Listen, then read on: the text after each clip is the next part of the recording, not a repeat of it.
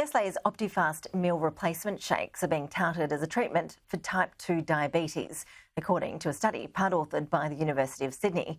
Diabetes Australia has welcomed the finding, despite one of the authors previously being part of the Nestle Health Science Advisory Board. For more, joining us live is the Australian's health editor, Natasha Robinson, who's been reporting on this story.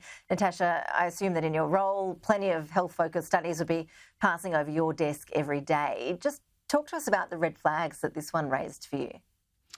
Well, look, I think that this particular study is rather indicative of the entire kind of nature of this particular research, policy and treatment space in type 2 diabetes.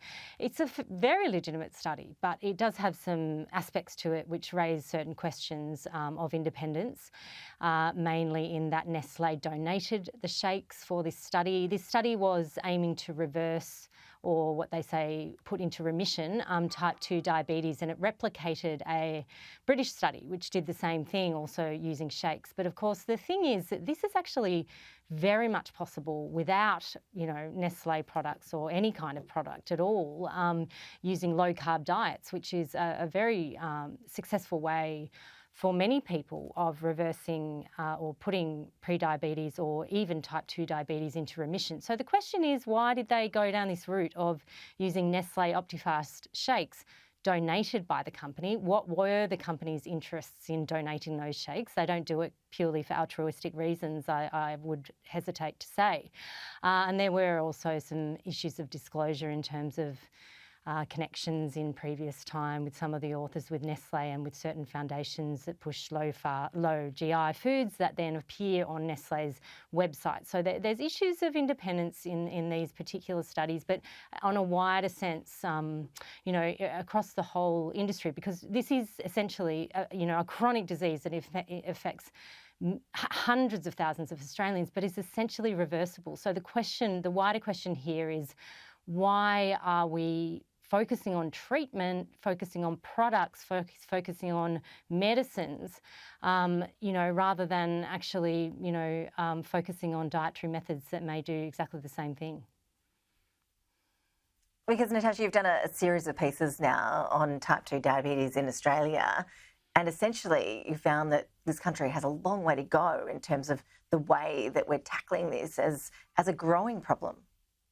It's an incredibly serious problem, an incredibly worrying problem for our health system, for our families, for our Indigenous people in Central Australia, who are the hardest hit in the world in many measures from type 2 diabetes, that have the biggest dialysis centres in the Southern Hemisphere. This is an enormous problem. It's costly, it's devastating. If complications arise, which they frequently do, if you do not have good access to primary care, preventative care, which is incredibly thin on the ground anyway, complications can arise and escalate really, really quickly, like diabetic foot ulcers that can result in amputations in really the blink of an eye. I've spoken to multiple people who've lost their legs, just thinking, oh, well, I can get through this. This isn't too much of a problem. And then next thing you know, they've got gangrene. People are going blind prematurely. This disease is the biggest cause of premature blindness. The actual injections to stop that happening are the biggest cost to the PBS of any medicine in our country. So, look, I think the appreciation of the scale of this problem is poor in Australia, and certainly the policy focus is nowhere near where it should be. Natasha Robinson, thank you for raising it. Appreciate your analysis as always with us. Thank you so much. A worrying trend there on type 2 diabetes.